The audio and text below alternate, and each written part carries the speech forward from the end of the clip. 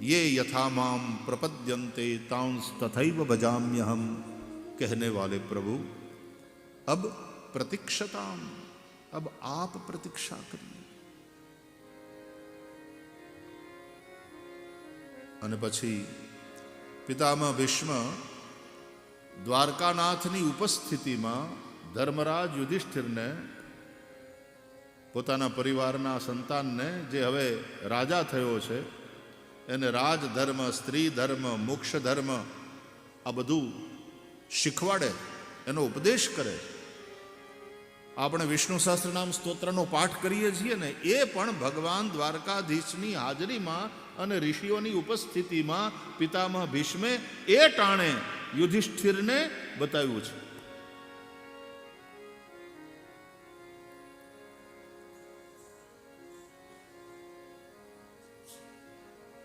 કો ધર્મ સર્વધર્માણામ ધર્મોધિકતમો મતઃ યદ ભક્ત્યા પુંડરીકાક્ષમ સ્તવૈરર્ચેન્નર સદા. પૂછ્યું જ્યારે યુધિષ્ઠિરે કે મનુષ્યના બધા ધર્મમાં કયો ધર્મ શ્રેષ્ઠ, એનું શ્રેષ્ઠ કર્તવ્ય શું? અને પછી પિતામહ ભીષ્મ કહે છે કે આ 1000 નામ જે છે ને ભગવાનના, એનાથી ભગવાનનું નિત્ય સ્તવન કરવું. વિષ્ણુ સહસ્ત્ર નામ સ્તોત્ર મહાભારતનો જ એક ભાગ છે. અને આ બધા જ ઉપદેશ પછી પિતામહ ભીષ્મ પોતાની વાણીને શાંત કરે છે. વૃત્તિને ચારે બાજુથી સંકેલી લઈ દ્વારકાધીશ પ્રભુમાં વિશુદ્ધ ધારણાથી પોતાના મનને જોડી અને પછી ગોવિંદ સાથે ગોઠડી માંડે છે. છેલ્લે મરતી વખતે ભગવાનની સ્તુતિ. એટલા માટે હું કયા કરું કે ભાગવત મરતા શીખવાડે, રામાયણ જીવતા શીખવાડે, ભાગવત મરતા શીખવાડે. આપણને હળું જીવતાય આવડતું નથી ને પછી મરતાય આવડતું નથી. મરવાનું છે ને એ જીવનના અંતે લેવાતી પરીક્ષા છે, અને પરીક્ષામાં જે પાસ થઈ જાય એ મુક્ત, પણ નાપાસ થાય તો પાછું એના એ ક્લાસમાં ભણવું પડે ને. એમ આપણે એના એ સંસારમાં પાછું આવવું પડે. કેમ? કારણ કે મૃત્યુની પરીક્ષામાં નાપાસ થઈએ છીએ. આવે છે તો બધા તે એક જ રીતે, જાવાનું છે ને એ મહત્વનું છે. જબ તુમ આયો જગત મેં જગ હસે और तुम रोए, अब कुछ करनी ऐसी कर चलो कि तुम हंसो जग रोए. રડતા રડતા બધાય આવે છે, પણ હસતા હસતા કોક જ જાય છે. બાકી મોટા ભાગના રડતા રડતા આવે, રડતા રડતા જાય. હાય મારા પૈસા ને એ મારા છોકરાઓનું શું થાય ને આમ, રડતા રડતા જાય. એનું મન ભગવાનમાં ન લાગે. પણ જે હસતો હસતો જતો રહે અને દુનિયા રડે કે એક સારો માણસ આપણી વચ્ચેથી જતો રહ્યો.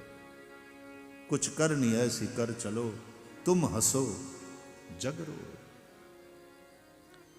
ગુજરાતીમાં એક બહુ સરસ શેર છે કે બધો આધાર છે એનો જતી વેળાના જોવા પર. બધો આધાર છે એનો જતી વેળાના જોવા પર. મિલનમાંથી મોહબ્બતના પુરાવાઓ નથી મળતા. મિલનમાંથી મોહબ્બતના પુરાવાઓ નથી મળતા. તમે કેમ મળો છો એનાથી મોહબ્બતનો ખ્યાલ ન આવે. તમે કેવી રીતે છૂટા પડો છો. નહીં તો આઈ લવ યુ એ થોડા જ મહિનામાં આઈ હેટ યુ થઈ જાય. Go to hell, I don't want to see you again. મિલનમાંથી મોહબ્બતના પુરાવાઓ નથી મળતા. તમે કઈ રીતે છૂટા પડો છો. કૃષ્ણ ગોકુળ છોડીને ગયા અને ગોકુળ રડતું રહ્યું તો આજે સુધી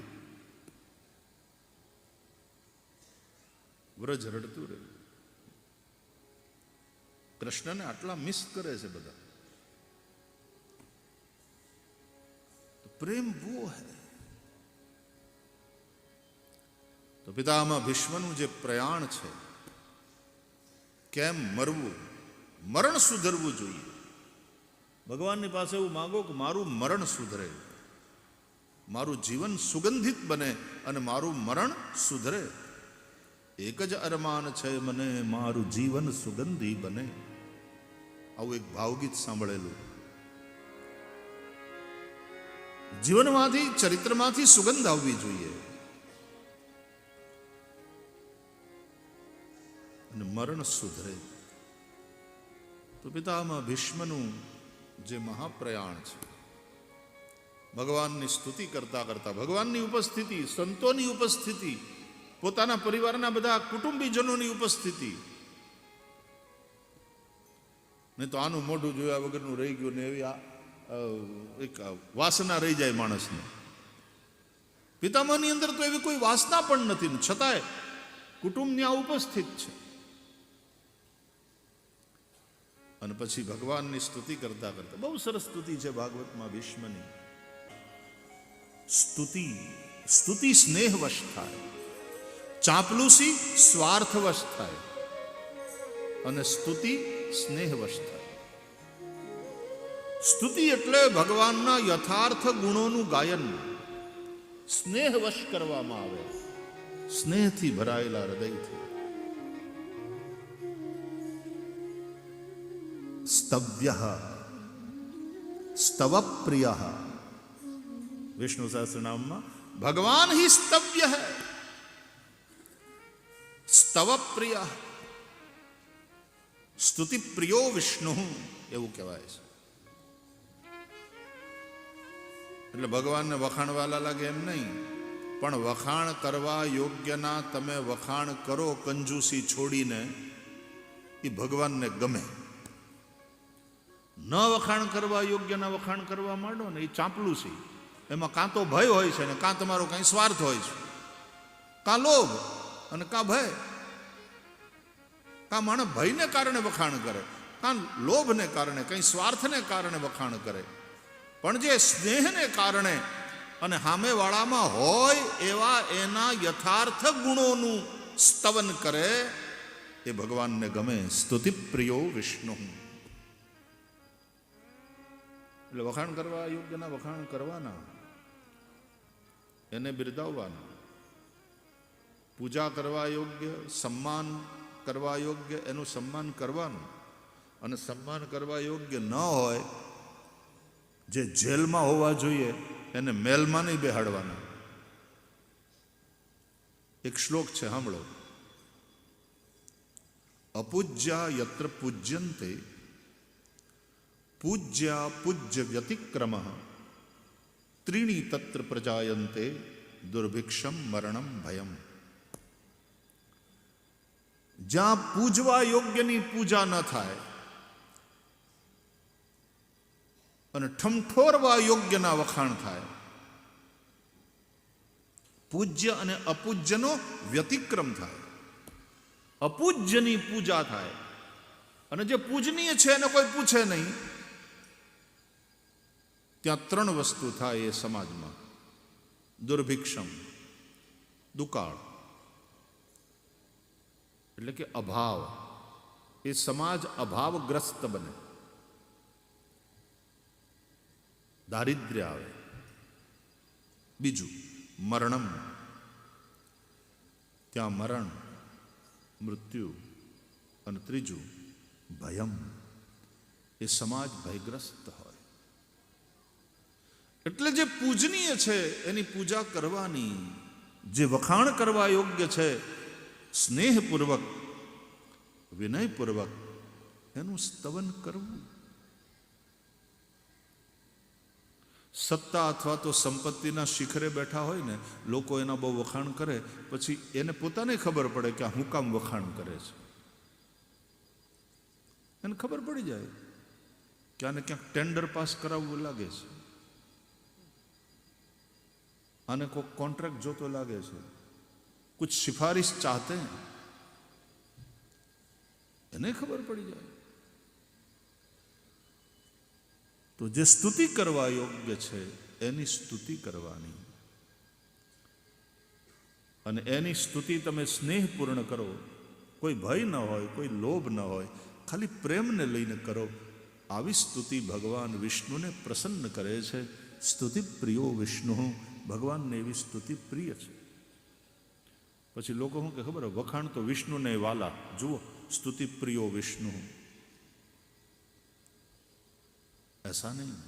હું આનો અર્થ આવો કરું કે વખાણ કરવા યોગ્ય છે એના તમે વખાણ કરો, જે બિરદાવવા યોગ્ય છે એને સમાજ બિરદાવે, જે પૂજવા યોગ્ય છે એને સમાજ પૂજે, એનું સમર્થન કરે, ત્યારે ભગવાન રાજી થાય. હું આનો અર્થ આવી રીતનો કરું. બાકી ભગવાનને શું, કોઈ વખાણ કરે કે શિશુપાળ જેવા ગાળો આપે. શિશુપાળ એમ કહે છે ને 100 ગાળ આપે, ભગવાને પછી એનો ઉદ્ધાર કર્યો. જે ભગવાન ગીતામાં એમ કહેતા હોય, તુલ્ય નિંદા સ્તુતિર મૌની સંતુષ્ટો યેન કેનચિત અનિકેત સ્થિરમતિ ભક્તિમાન મેં પ્રિયો નરઃ. જેને નિંદા અને સ્તુતિ એ બંને સમાન હોય, એ ભગવાનને શું ફરક પડે શિશુપાળ ગાળો આપે કે કોઈ સ્તુતિ કરે. પણ સ્તુતિ પ્રિયો વિષ્ણુ, એનો અર્થ હું એવો કરું કે જે સ્તુતિ કરવા યોગ્ય છે, સમાજમાં જે પૂજવા યોગ્ય છે એની પૂજા થાય, એની સ્તુતિ થાય. જ્યારે સમાજ એવા લોકોનું સમર્થન કરે તો ભગવાન રાજી થાય, ભગવાનને બહુ ગમે. એટલે એક તો એવોર્ડ આપવા માટે યોગ્ય હોય એને જ એવોર્ડ અપાય, અને એ જીવતા હોય એની હયાતીમાં અપાઈ જાય, એ બહુ મહત્વનું. મરણોત્તર એવોર્ડ ઓછામાં ઓછા અપાવા જોઈએ. પૂજવા જેવા છે એને એની હયાતીમાં પૂજી લેવા.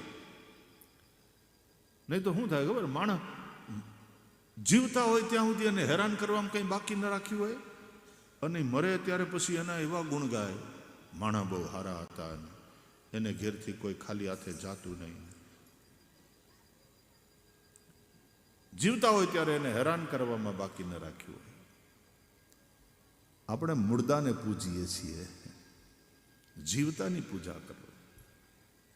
મુર્દા પરસ્તી वो अच्छी बात नहीं. ભગવાન શ્રી કૃષ્ણે જે કર્યું, જે લીલાઓ કરીને વ્રજવાસીઓ એને એ સમયે જ પૂજા છે. જે પરિવર્તન શ્રી કૃષ્ણ લાવ્યા, જે ક્રાંતિ કરી, અને વ્રજવાસીઓએ શ્રી કૃષ્ણને સાંભળ્યા, સ્વીકાર્યા, ઇન્દ્રના યજ્ઞનો ભંગ કરવાનું કહ્યું, અને નવા પ્રકારના યજ્ઞ કરવા માટે વ્રજવાસીઓને ભગવાને પ્રેરણા કરી કે ગાયોનો યજ્ઞ કરો, ગોવર્ધનનો કરો, બ્રાહ્મણોનો કરો. અને વ્રજવાસીઓએ શ્રી કૃષ્ણની વાત માની. એ પ્રકારના યજ્ઞો વ્રજવાસીઓએ શરૂ કર્યા. ત્યાં કોઈ એમ કહેવા ન બેઠું કે હવે હાલ કાલ સવારનો અડધી ચડ્ડી પહેરીને ફરતો છોકરો, તું વળી અમને શું સમજાવે? આ વર્ષોથી વડીલો કરતા આવ્યા એ બધું ખોટું, અને કાલ સવારનું તું હજી ઉગીને ઊભું થાય છે ટાબરિયું, અને તું અમને સમજાવવા નીકળ્યું? જા બેટા પેંડો ખા, રમ. कृष्ण छोटे से 7 वर्ष के, लेकिन व्रजवासियों ने श्री कृष्ण की बातें सुनी, बातों में दम था, और श्री कृष्ण ने जो बताया था उस प्रकार के नए यज्ञों को करने के लिए व्रजवासी तैयार हो गए, परिवर्तन माटे तैयार थे. जड़ रूढ़िवादिता नहोती વ્રજવાસીઓમાં, એ પરિવર્તન માટે થઈ અને તૈયાર થયા. તો આવા જે સમાજના પુરુષો હોય, આવા જે મહાનુભાવો હોય, એને એના સમયમાં પૂજી લેવા, એનું સમર્થન કરવું. કૃષ્ણે ગોવર્ધનને આમ તોડ્યો ટચલી આંગળીએ, પણ પછી બીજા બધા ગોવાળિયાઓએ લાકડીનો ટેકો આપ્યો. એમ ગોવર્ધનને ઉઠાવી શકવાની તાકાત તો આવા યુગ પુરુષમાં હોય, પણ આપણે એને ટેકો તો આપો, લાકડી તો અડાડો, એનું સમર્થન કરો. પણ મોટે ભાગે સમાજ એનો વિરોધ કરે છે, એની હામા પડે રૂઢિવાદિતાને કારણે. તો બહુ સરસ સ્તુતિ છે, પિતામહ ભીષ્મ દ્વારા થયેલી સ્તુતિ. કુંતા સ્તુતિ પણ છે. કુંતાજીએ પણ ભગવાનની સ્તુતિ કરી. નમસ્યે પુરુષંતુ આદ્યમ ઈશ્વરમ પ્રકૃતે પરમ અલક્ષ્યમ સર્વભૂતાનામ અંતર્બહિરવસ્થિતમ યથા ઋષિકેશ ખલેન દેવકી કંસેન રુદ્ધાતિ ચિરમ શુચાર્પિતા ત્વયૈવ નાથેન. હે ભગવાન, તમે તમારી મા દેવકી ઉપર જેટલો પ્રેમ નથી વરસાયો એટલો પ્રેમ આ તમારી ફૈબા ઉપર વરસાયો. તમે દેવકીને બચાવ્યા કંસથી, પણ દેવકીના જે છોકરાઓ મારી નાખ્યા કંસે, એની તમે રક્ષા ન કરી. જ્યારે મારી બાબતમાં વિચારું છું, કુંતાજી કહે છે, તો મારા છોકરાઓની સાથે, મારા છોકરાના છોકરાના છોકરાની હારે તમે મારી રક્ષા કરી. વિમોચિતાહમ ચ સહાત્મજા વિભો ત્વયૈવ નાથેન મુહુર વિપદ ગણાત. મારી રક્ષા કરી, પાંડવોની રક્ષા કરી. લાક્ષાગ્રહમાં તે એવી વ્યવસ્થા કરી ને ભગવાને, નહીં તો બળી ગયા હોત, જીવતા બળી ગયા હોત. ભગવાને અનેક વાર પાંડવોની રક્ષા કરી છે. અને પછી માતા ઉત્તરાના ગર્ભમાં રહેલા પરીક્ષિત અશ્વત્થામાએ એને મારવા માટે બ્રહ્માસ્ત્ર છોડ્યું. ત્યારે અશ્વત્થામાને બ્રહ્માસ્ત્રના તેજને શાંત કરીને ભગવાને પરીક્ષિતની માના ગર્ભમાં રક્ષા કરી. આ માત્ર પરીક્ષિતને નહીં, આપણા બધાની કથા છે. આપણા બધા એની માતાના ગર્ભમાં ભગવાન જ રક્ષા કરે. એ જીવાલા એ નવ નવ મહિના માતાને ઉદર વસ્યા, ત્યાં વાલે મારે જળથી જીવાડ્યા. ઉદર રે વસ્યાને નાથ મારો આપશે તમે મનડાને રાખો ને વિશ્વાસી. એ જી અખંડ રોજી હરિનાથમાં એ વાલો મારો જુએ છે વિચારી. દેવારે વાળો ધણી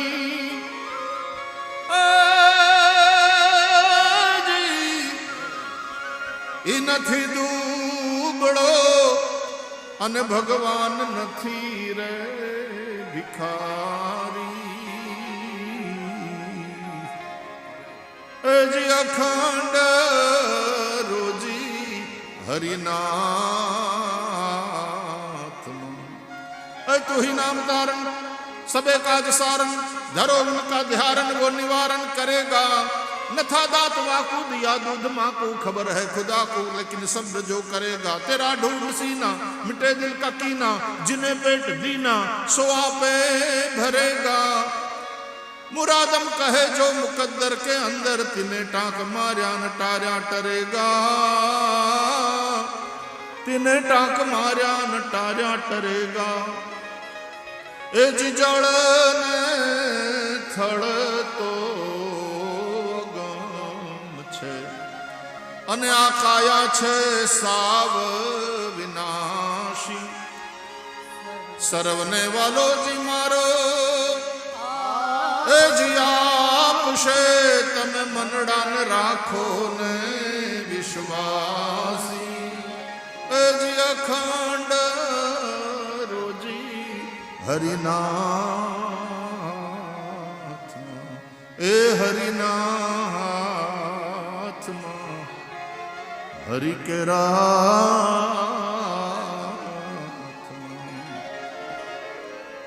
રામગરી. આખી રાત સંતવાણી થતી હોય ને, પછી 4-4:30 થાય એટલે રામગરી ચાલુ થાય. આ રાત તો એકદમ હા ઊંચા સ્વરમાં ગવાતો હોય, પછી રામગરી. એક તારો હાથમાં મંજીરું રહી ગયું હોય. અજ પઢો રે પોપટ રાજા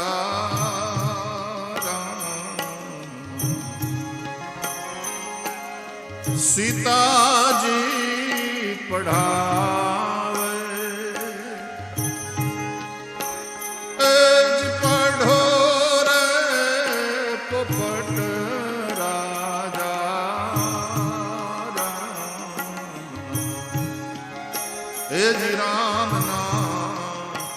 હે રામ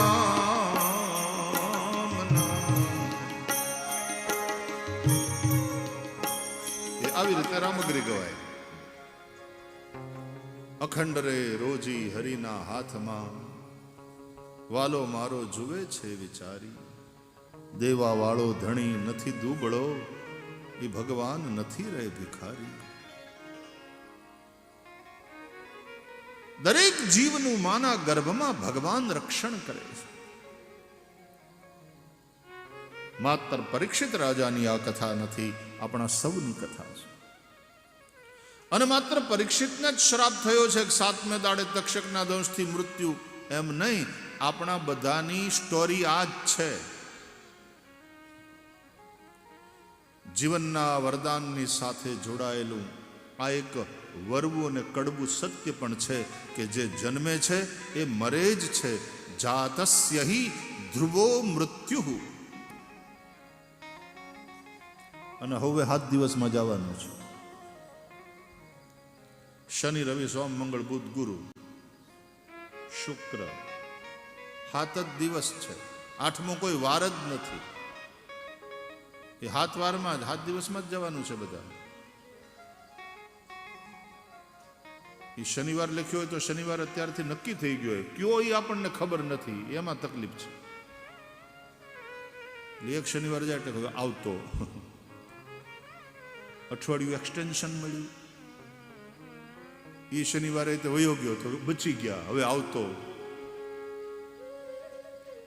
જીવેમ શરદ શતમ એમ કેમ કહેવાય છે? અમે 100 શરદ સુધી જીવતા રહીએ. 6 ઋતુ છે ને 12 મહિના છે. દરેક ઋતુ 2 મહિનાની. તો અમે 100 શરદ સુધી જીવતા રહીએ એમ કેમ કહેવાય? કેમ 100 વસંત સુધી નહીં? કેમ 100 ગ્રીષ્મ સુધી નહીં? કેમ 100 હેમંત સુધી નહીં? જીવેમ શરદશતમ. ઓમ તચક્ષુર્દેવ હિતમ પુરસ્તાદ શુક્રમચ્ચારત પશ્યેમ શરદઃ શતમ જીવેમ શરદઃ. જીવેમ શરદશતમ. અમે 100 શરદ સુધી જીવતા રહીએ એવું કેમ કહેવાય?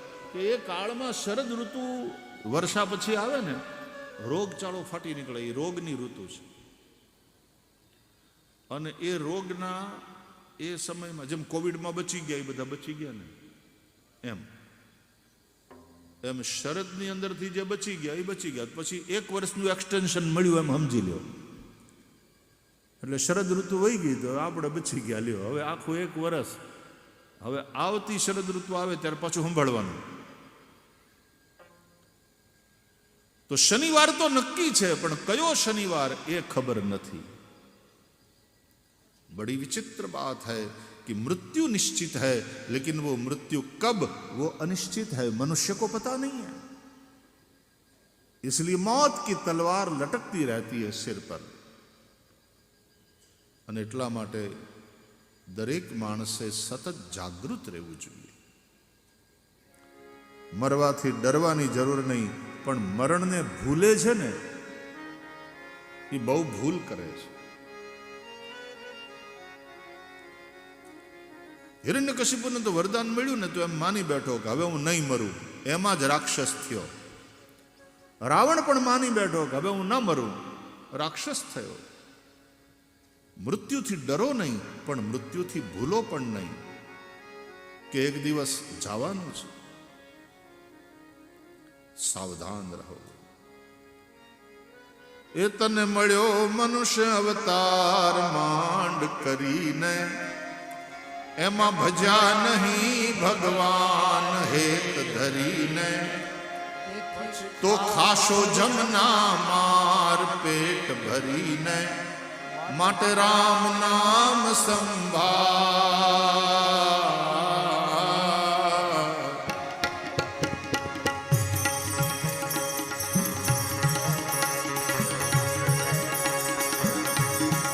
તને મળ્યો મનુષ્ય અવતાર માંડ કરીને, એમાં ભજા નહીં ભગવાન હેત ધરીને.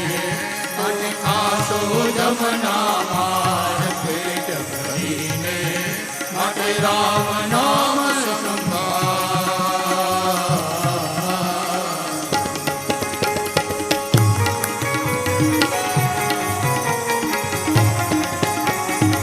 આ આપણી પ્રાચીન સંતવાણી છે. આવા બધા ભજન બહુ ઓછા સંભળાય છે. કઈ પણ પાછી ફેર ના આવે, કઈ પણ પાછી ફેર ના આવે, મૂર્ખ મૂળગમાં ભવસાગરની ઉજવણીમાં, ભવસાગરની ઉજવણીમાં વીતી ગયા યુગ ચાર ફેરા ફરીને તને મળ્યો મનુષ્ય અવતાર. માંડ કરીને તો ભજ્યા નહીં ભગવાન હેત ધરીને, માટે કાશો જમના માર પેટ ભરીને, માટે રામ નામ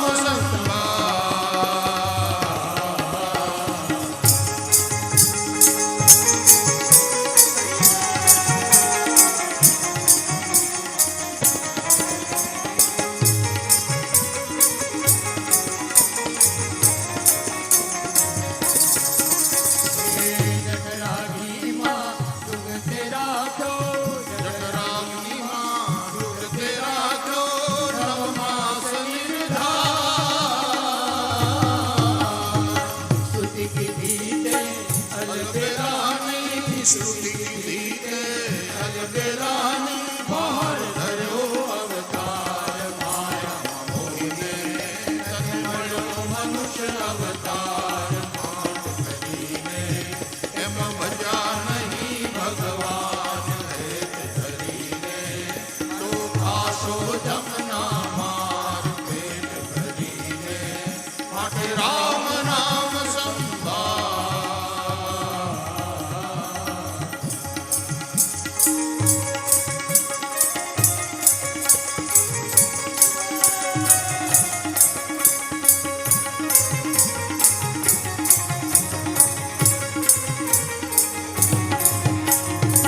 કળયુગ કૂડો રંગે રૂડો, કળજુગ કૂડો રંગે રૂડો કે તને આવે બાર. જપ તપ તીરથ કાંઈ ન કર્યા, જપ તપ તીરથ કાંઈ ન કર્યા, એક નામ આધાર. શિષ્ય કહીને તને મળ્યો મનુષ્ય અવતાર. માંડ કરીને એનો ભજ્યા નહીં ભગવાન હેત ધરીને, તો ખાશો જમના માર પેટ ભરીને, માટે રામ નામ સંભાળ. માટે રામ નામ સંભાળ. માટે રામ નામ સંભાળ.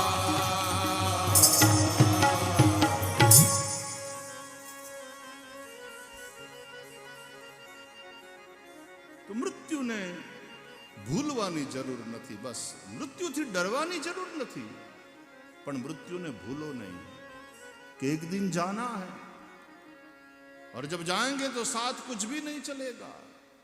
किए हुए कर्म ही साथ चलेंगे. कर्मानुगो गच्छति जीव एकः तस्मात् जागृहि जागृहि.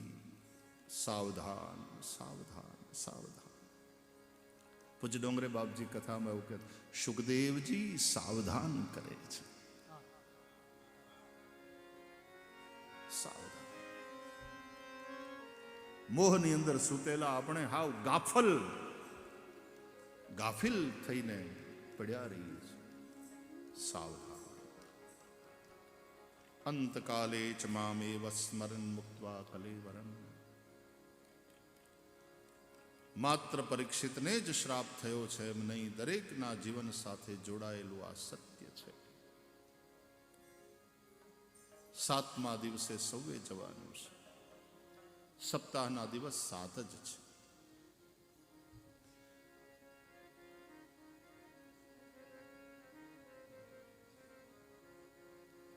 राजा परीक्षित तो सावधान થઈ ગયા. गलती हो जाती है, अच्छी अच्छे आदमी से भी गलती हो जाती है। परीक्षित बहुत अच्छे हैं, सज्जन हैं, છતાં એનાથી ભૂલ થઈ ગઈ। માથે પેલો સોનાનો મુગટ મૂકેલો અને એના ઉપર કળિયુગ સવાર થયેલો, અને એને કારણે રાજા પરીક્ષિત જ્યારે શમિક ઋષિના આશ્રમમાં પહોંચ્યા, શમિક ઋષિ સમાધિમાં હતા, બીજું કોઈ આશ્રમમાં હતું નહીં, રાજાનું સ્વાગત થયું નહીં, કોઈએ બેસવાનું કહ્યું નહીં, પાણીનું પણ પૂછ્યું નહીં। રાજા પરીક્ષિતને અભિમાન થયું, હું રાજા છું, મારું યોગ્ય સન્માન થવું જોઈએ અહીંયા, પણ આ ઋષિ સમાધિનો ઢોંગ કરે છે। એક મરેલો સર્પ જોયો, ધનુષ્યથી ઉઠાવી ઋષિના ગળામાં નાખ્યો। તમને ક્રોધ આવે ને, તમને કોઈના માટે દ્વેષ થઈ જાય ને, ત્યારે સામેવાળાના સદગુણ પણ તમને દુર્ગુણ દેખાય।